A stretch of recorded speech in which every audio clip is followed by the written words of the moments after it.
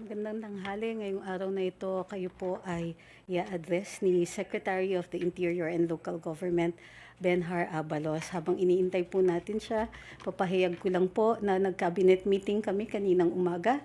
Nagpresenta po ng mga plano at programa ang Department of Agrarian Reform at saka ang Department of Energy. Nag-status report din po ang DSWD at saka ang Housing kasama ang ating bagong kalihim tungkol dun sa mga efforts for during the earthquake and after. Lalong-lalo na ukol dun sa housing. Sila na po ang magpapahayag ng mga detalye tungkol dito. Kung mayroon po kayong mga katanungan sa akin. First question, Marisol Halili, TV5. Hi ma'am, magandang hapon po. Magandang hapon. Ma'am, napag-usapan po ba kanina sa cabinet meeting yung tungkol po sa US and China tension? Was it mentioned? What did the President say about it? Did he give any directive? Hindi po siya kasama sa agenda kanina. But did the President give his comment about it? Did he mention anything? Ma'am, pag ukol sa international relations, parati po tayong nag-iingat. Ngunit suffice it to say na minomonitor po ng matindi ang sitwasyon. Wala po tayong reaction o statement ukol doon. Ma'am, last na lang po, other Opo. issue po. Ma'am, pakilinaw po yung status ng PEZA because DG Charito Plaza said that she will not acknowledge the appointed OIC kasi appointed by the Trade Secretary kasi PEZA daw po is not considered a GOCC, therefore it's not covered by MC1 and MC3. It's a government instrumentality. That was her explanation. So ano po ang estado po ng PEZA? Covered po ba siya? Wala pa po kasing statement ang ating Pangulo tungkol dyan. Kapag meron na po, itatalakay po natin. Salamat po. Next question, Ivan Mayrina, GMA7. Ma'am, may we get a palace statement on the 6.4 inflation rate for the month of July? Ay, bago pa lang po yan. Sorry, hindi din po natalakay kanina. Pero ilalabas namin as soon as may statement po tayo. Although I understand ang maglalabas po ng statement tungkol dito ay ang DOF. Apo, kay Next question, Vance Fernandez.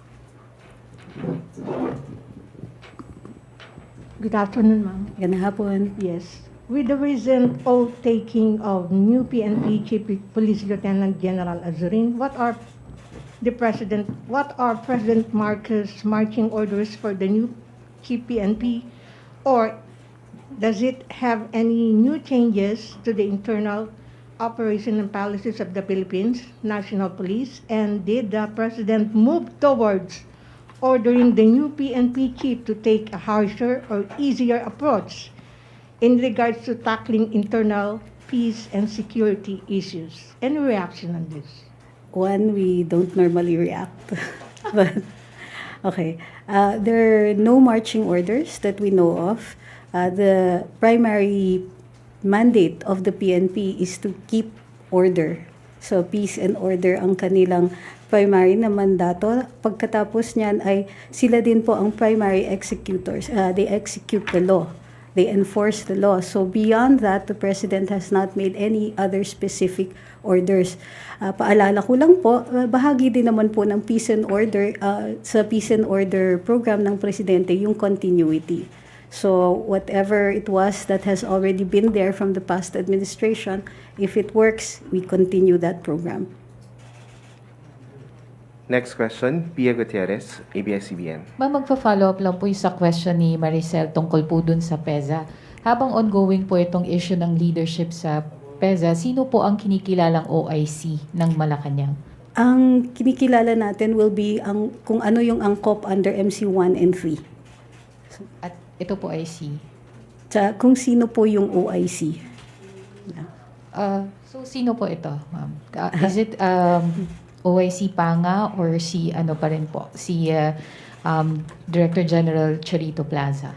Ma'am, like we said, i-apply natin yung MC1 and 3 at titingnan natin yung interpretation ng ahensya. So, right now, I still have to find that out. But we have been strictly implementing MC1 and 3. So, ibig sabihin, ma'am, kung sino po yung nire-recognize ng PESA. So, this is Deputy Director General Panga. Tama po ba? We will have to see, ma'am. I'll have to get back to you on that one. Opo. But we're firm on recognizing under MC 1 and 3. Yes, ma'am. On the matter po nung MC1 and 3, can we clarify po talaga if PEZA is covered under this memorandum circular? Tulad ng sinabi ko, bago po kasi itong development na ito, bigay ko yung impormasyon as soon as I get it. Pero what is Malacañang doing po to clarify the matter? Ma'am, since bago nga po yung development, most likely, once it has reached the office of the President or the Executive Secretary, it will be submitted with the studies and recommendations. Kasi I understand si Ms. Plaza has asked ES to clarify the matter. When do we expect po a clarification coming from Malacañang? It will be subject to the usual procedures. Once received, the Office of the Executive Secretary will immediately act on it, either by studying the matter and referring it to Deputy Legal, or if the answer is clear already, then they will simply make the recommendations right away. Salamat po. Vince Lopez, Manila Standard. Ma'am, good afternoon po. Magandang hapon. Pwede po makakuha ng information regarding po sa meeting ninyo yesterday with the NDRRMC, MMD, and PHIVOX DOST regarding po sa disaster resiliency ng ating bansa. Kahapon po, ang pinag-usapan ay primarily yung responses during the earthquake at may konting evaluations. Hindi pa po ganong kalaliman, kundi diniscuss natin how things could be, how the things are, and how they can be made better, taking suggestions from the other agencies. Since hindi pa po final yung mga pagbabago ng mga procedures, yun pa lang po ang napag-usapan. Ang contribution namin po doon ay kilalanin po yung need for communications, lalong-lalo na dun sa mga lugar kung saan papatid yung ating mga cell signals. So, ginawa nating of primary concern din po yan. Thank you po, ma'am. Any other? Nel Maribong, QNTV. Natalakay po ba yung 2023 national budget sa cabinet meeting or mapapaaga yung submission sa Congress? Tapos na po yung pagtatalakay in the last cabinet meeting kung saan nagpresenta ang DBM. Binigyan po kami lahat ng pagkakataon na to fine-tune yung approved na budget. Kung meron kaming mga gustong pagbabago at kung kakayanin, last Wednesday po yung aming deadline. So, ang gagawin niyan is ayusin ng DBM pursuant to that kung kakayanin, and then may submission po, and the submission, yes, will be on time. Any other question from Malacanang? Alvin Baltasar. Secretary, magandang hapon po. Magandang hapon. Secretary, what do we expect tomorrow doon sa pagkikita ni President Marcos and Secretary of State Blinken? Ay wala po talagang published na agenda. So, pati kami, we will find out about it if the President decides to address the issue after the meeting. Last question before Secretary Abalos. Yes, Ivan Medina, GMA 7.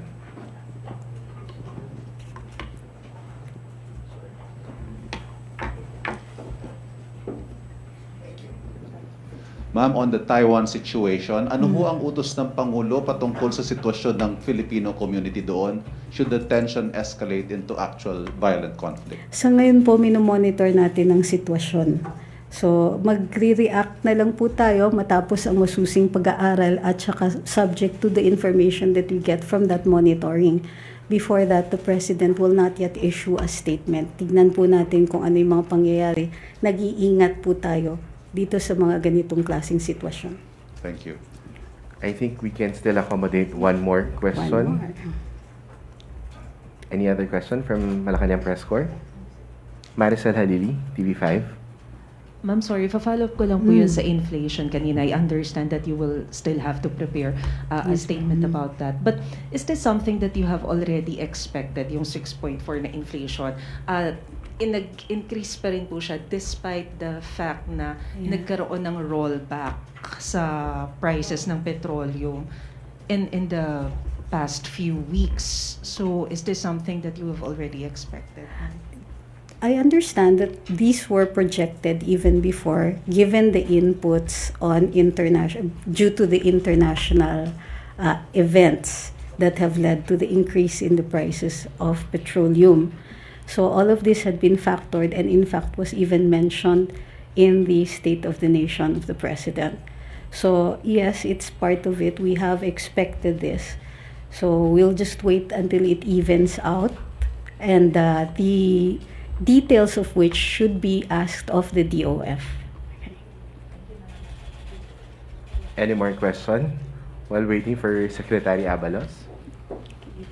Okay, padating na po si Secretary Abalos. May questions pa po ba?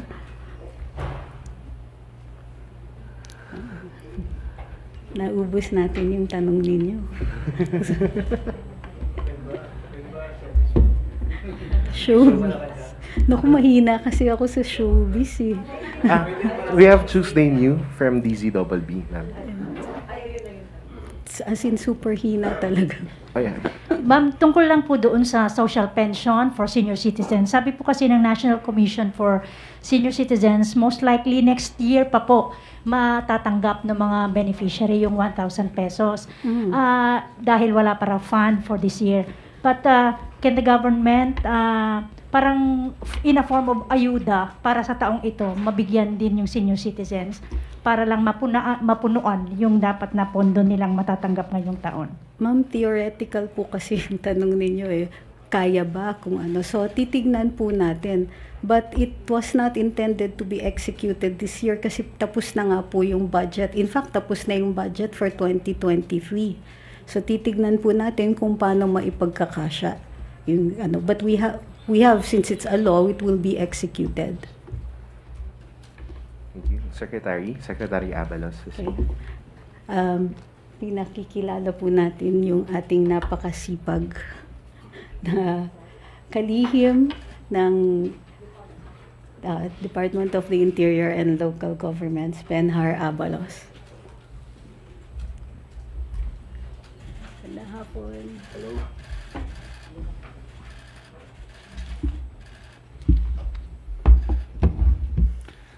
Magandang hapon po sa inyong lahat, no? At sa lahat po ng mga nakikinig ngayong hapon na ito. I just want to Marge, can I get the slides, please? Okay, I just want to report that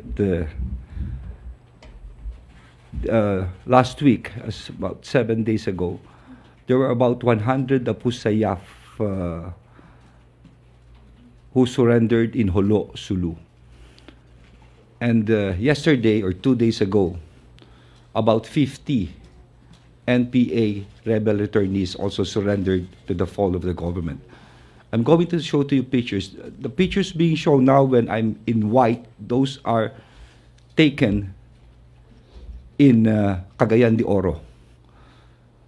Most of the weapons are being destroyed. No? We made sure that some of these firearms are destroyed. Yan, hawak-hawak ko yung nasirang ano. So these are rebel returnees, and this is of course because of our program in the ECLIP, no, the Comprehensive Local Integration Program, this task force. Of course, kasama natin dito ang kapulisyahan, kasama natin dito ang ating mga kasama sa gobyerno, si Governor Roque of Bukidnon, ang DLG family, ang NICA. And what is important here is, ito namang isang picture na ito, anuhin ko lang is, this one are the Abu Sayyaf. I think this is the biggest or the largest number of Abu Sayyaf who surrendered so far. 100 of them. And even the firearms, no? Kompleto po sa firearms po iyan, no? Talagang diyan natin makikita ang talagang samahan ng government, si Sakurtan, si Governor Sakurtan po ang nakasama natin dyan. Ayan, siya ay naka-asul. Of course, last week kaya kasama ko po si General Vic Danao of the PNP. And not only that, kasama rin natin ang iba't ibang ahensya ng government. No? What is important in this program is, surrendering is just one day. What is important is after surrendering. And that is what, sabi ko nga, wars are just not won by guns. It is won by heart. Especially now that we have a very caring government under the Ferdinand Marcos administration. And we will make sure of that. After this, basic things will be provided. And what is important, of course, is our economy. Para naman maramdaman ito ng ating mga kababayan. So, I just want to report, after this, I've gone to the province of Lamitan. This was last week. This is because of the Yumol case that happened there. I just want to make sure that I had a meeting with the different agencies of government, with the police, and with the members of the city, mga empleyado ng City Hall at mga tao roon, to make sure that it will be very peaceful in Lamitan, in Basilan. Okay? Can we turn on the other, Pakita naman natin yung buy bus natin na drugs. Can we show it, Marge? Okay. I'm just waiting for the slides, no? And this time also, this was also last week. Sunod-sunod, after this is, pagkagaling namin sa Abra ng Pangulo, I went straight to San Fernando, Pampanga, where again, our Philippine National Police, had this year, to my mind, it's one of the biggest buy-bust operation in the amount of 408 million, napaka-methamphetamine. I'm just waiting for the pictures, for the slides. Okay. So, habang wala pa, itong Enhanced Comprehensive Integration Program of the government, which is ECLIP, this is particularly for the rebel returnees. In this case, yung nakita nyo kanina, andyan na yung mga kasamahan natin dito sa NPA, and of course, ating mga kapatid na mga sa Abu Sayyaf, So when they returned, they will receive immediate assistance, livelihood assistance, and then another reintegration assistance, and firearms remuneration. Yung mga sinusurrender nilang mga armas. Plus, of course, some halfway house para construction. At to make sure also, for their safety, babantayan din namin sila, at of course yung iba pang mga tulong ng mga ibang ahensya ng gobyerno.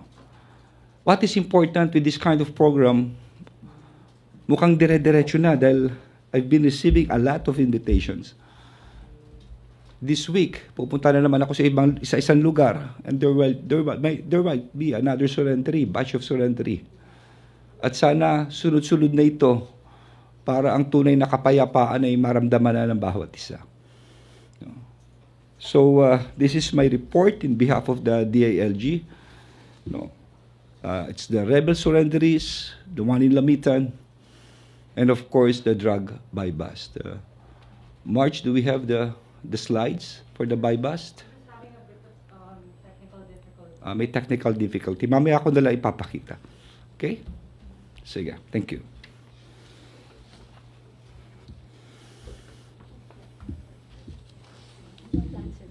Yes. We are in opening questions for Secretary Abalos. Ms. Tuesday New. Good afternoon, Secretary Abalos, sir. Yes. With this surrendering of 100 Abu Sayyaf group na sinasabi po ninyo, ano po ang implication nito? Pwede ba nating sabihin na sa mga susunod na panahon o at least itong taon na to, wala na tayong dapat na asahan na pag-atake ng mga ASG dyan sa Mindanao area? Well, ang masasabi ko lang is that right now, this is the biggest batch of surrenderies. Of course, meron pa namang Abu Sayyaf dyan.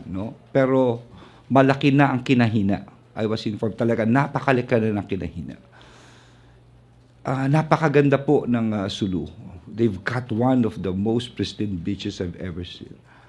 Napakaganda ng lupa, ready for agriculture. Nakahanda na, lalo na ngayon, na Secretary of Agriculture. Walang iba kundi ang ating presidente. I'm sure. So, ito'y parang naihahanda na for economic progress. Of course, if there is peace, sunod-sunod na po ito. No? Ang pagkakasabi sa akin talagang heavily, halos, hindi ko lang masabi na yung number, pero bababang-bababa na po. No? So I'm sure dire-diretso and sa ating mga kapatid naman na nasa NPA naman, no? Ito ho, dire-diretso na rin. Sana naman sa mga nanonood, nakikinig ngayon, at kung may kakilala kayo, mga member ng NPA, sana pag-isipan nating maigi. Ito ang gobyerno, ito'y makikinig, ito'y gagawa ng paraan para naman lahat ng programa ay maibigay sa ating. Kaya there's no more reason para kumawa pa tayo ng armas laban sa gobyerno. No? I'm sure sa tamang pagtutulungan, talaga magiging very, very successful po ito. Thank you, Tuesday. Miss Evelyn Quiros, Filipino Mirror. Good afternoon, Secretary Abalos. Yes, Evelyn. In relation po dun sa na-mention niyo na big bust po sa San Fernando, Pampanga, may final na po pa kayong kaso against dun sa mga involved and matitiyak niyo, kasi po ng mga nakakarang administrasyon, marami pong mga drug bust na actually mga mas malaki pa ho dito, pero wala na ho. Pagkatapos ng mahuli sila, hindi na natin nalaman kung nag-file ba or hindi ho ba? Ano po talaga yung direction natin dito? Maraming salamat for that question, Evelyn. Naniniwala ako na ang tunay na the true success of any buy-bust is the conviction of the accused. That is why nag-benchmarking ako sa DILG. I've asked the police to provide me cases where they are right now, how many are pending, how many arrests were made, and how many convictions. For me, convictions are very, very important. We have made an interagency task force together with Secretary Boying Remulla. Remember, when it comes to criminal cases, ang una pong pupuntahan ng kababayan natin ay ang kapulisyahan. At ang unang haharap ay ang investigador. So ang investigador ang gagawa ng demanda para sa iyo. Remember, medyo komplikado yan. Why? Dapat may working knowledge yan ng criminal law. Because dapat ilagay mo lahat ng elements of a crime, kung ano sinusumbong. Isang element mawala, pwede madismiss ang kaso. So with this, we've made a program with the good secretary for a mentorship program. We will try to assess the capacity of our investigators, try to help them, give incentives. And even for the new police, magkakaroon kami probably aptitude test to see who could be investigators because they are very, very material in this case. Number two, when it comes to drug cases, most of these are being dismissed on a technicality because of Article 21. Ano sinasabi ng Article 21? Once there is an arrest of this evidence in court, it must be witnessed by two persons, a barangay official or a member of the media or a representative of the Department of Justice. Karamihan ng kaso, isa lang ang testigo, ang barangay. Anong nangyayari? Nadidismiss ang kaso. Masi kano kalaki, kano kahirap. In Mandaluyong, what my wife did, Mayor Menchi, she hired one employee, assigned the employee to the Department of Justice. Ang trabaho na lang ay mag-witness sa lahat ng mga drug bust at tumistigo. And you know what? Wala na kaming dismissal technicality because of one single gesture of an LGU. That is why I requested the League of Cities, Mayors, the League of Provincial Governors, and of course, the League of Municipalities, baka po pwedeng gawin nila yon.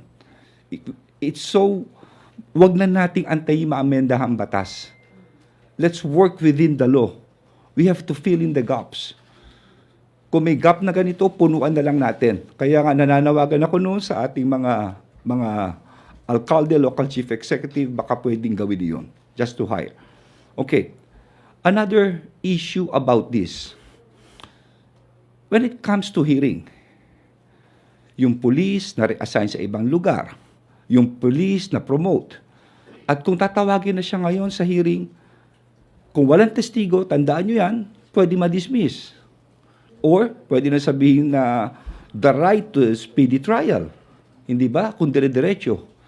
So, I will be requesting the Supreme Court, no? Dahil merong body rin dito, if it's possible, na magkaroon ng online hearing. In the event, yung kapulisyahan ay nasa malayong lugar, let's say, nasa Mindanao at nasa baka po pwede online hearing na lang. Dahil maraming komplikasyon. So these are the things we are doing right now. We are trying to benchmark on things, anong mga gaps dito, anong mga dapat gawin po natin dito. Again, what is important is not the number of cases. What is important are the quality of cases filed and not the arrest, but rather the conviction. At yun po ang drive namin dito sa DILG at sa PNP, of course, in cooperation with the Department of Justice. Okay. Next question, Vince from Manila Standard. Sir, good afternoon po. Yes, Vince.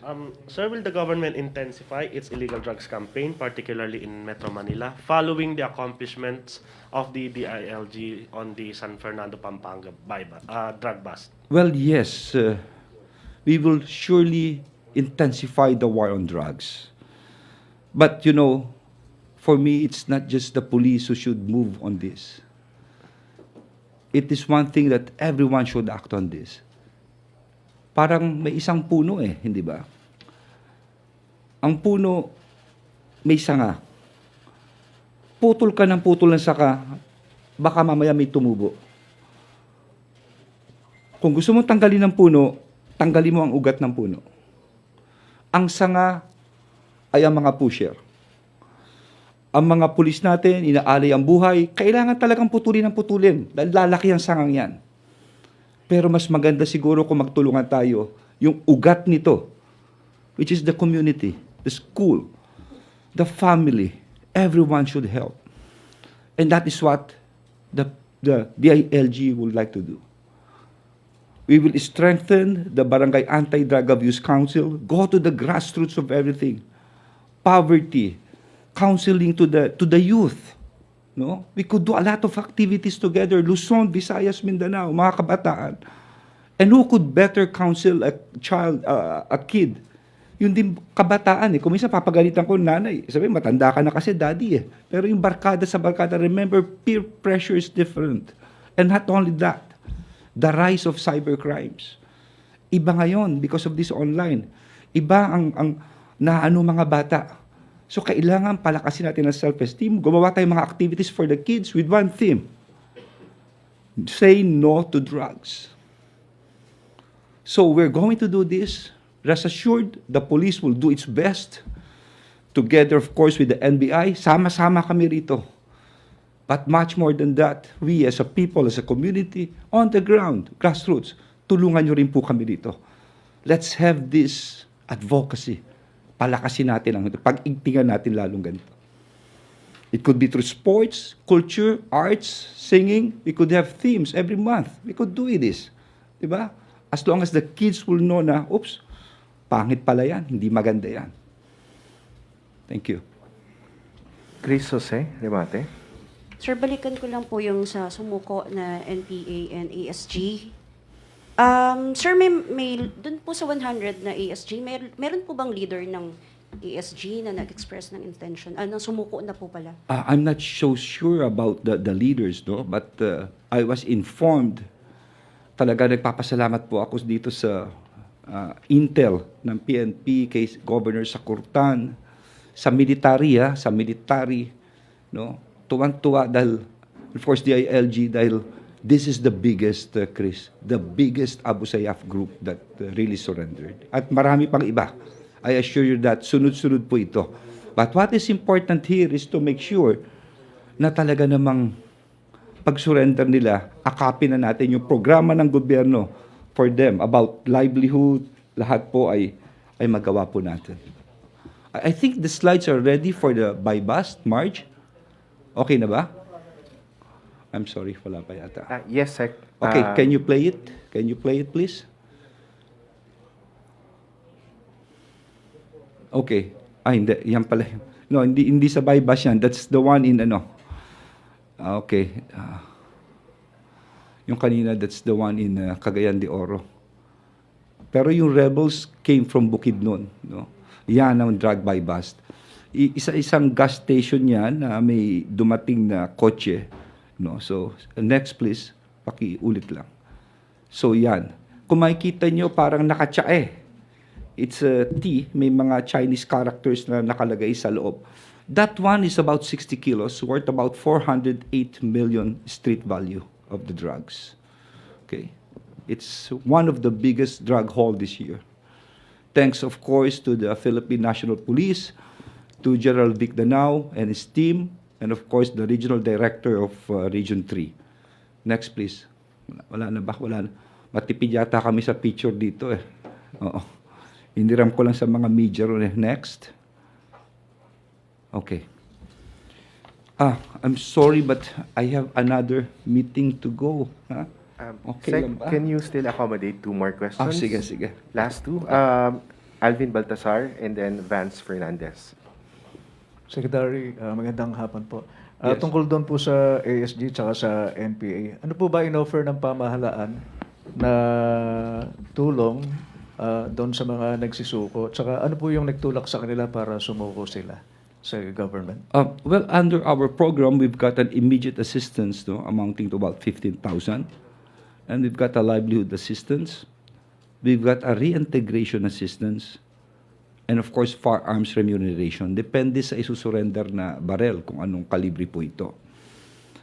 And of course, no, meron pa ring mga iba, no. Meron pa rin medical assistance, access to government services, legal assistance, housing, and iba pa mga programa ng pamahalaan. No? So what is important is to make sure na yung integration back to the community, no, to the fold, talaga maging successful. And that is what we're working right now. Ang surrender isang araw lang yan eh. Pero ang problema yung ngayon, yung bukas. No, kaya nga I've told our directors sa baba, no, interagency to, talagang tulungan namin, akapin natin ang mga kababayan natin at mga kapatid natin. Secretary, follow-up lang po. Yes, sir. Ilan na lang po ba yung pwersa ng NPA at ASG base sa records niyo? Well, ayoko munang sabihin sana rito eh, pero I assure you, yung sa Abu Sayyaf, konting-konti na lang. Okay? Konting-konti na lang. Bubulong ko na lang sa iyo kung ilan, pero ayoko munang sabihin on TV. I assure you, konting-konti na lang. Yes. Secretary, last question from Vance Fernandez. Yes, good afternoon, sir. Yes, Vance. The DILG on Thursday highlighting the success of the whole of the government approach in dealing with armed communist conflicts, and touting towards continuing the highly successful policy. Does the DILG and the Marcos administration as a whole have any set expectation of the potential further success of the policy? Is the Philippines on the track to potentially or nullify the armed communist threat within the Marcos administration from this successful policy? Well, actually, no, ang ating Pangulo ay talagang on hand po rito. Ang talagang puso niya, makikita naman, kampanya pa lang eh. Ano sinasabi niya? Sama-sama tayong babangon muli. It is from this theme na kaya kami gumagalaw. Sa totoo lang ako, hindi na yata ako nakakauwi ng bahay ko eh. Dire-diretso eh. No, dire-diretso talaga ito. Kasi ganun kasipag si Presidente. Hindi natutulog nga. Akala ko nung eleksyon tapos na eh. Yung pala mas matindi pala nung naging Presidente. Talagang dire-diretso po kami rito. Well, yung kanyang theme going back na sinasabi niyang sama-sama tayong babangon muli. He really takes it to his heart. Walang maiiwan po dito. That is why this kind of program, itong LCAC, itong ECLIP, talaga itutuloy namin because what is important here is not the act or gesture of surrendering. What is important is the integration, that they will really feel that government is there for them, as it is for everyone. That is important.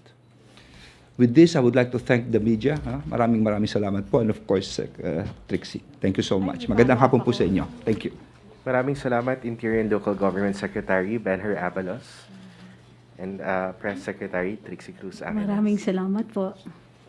Maraming salamat, Malacañang Press Corps.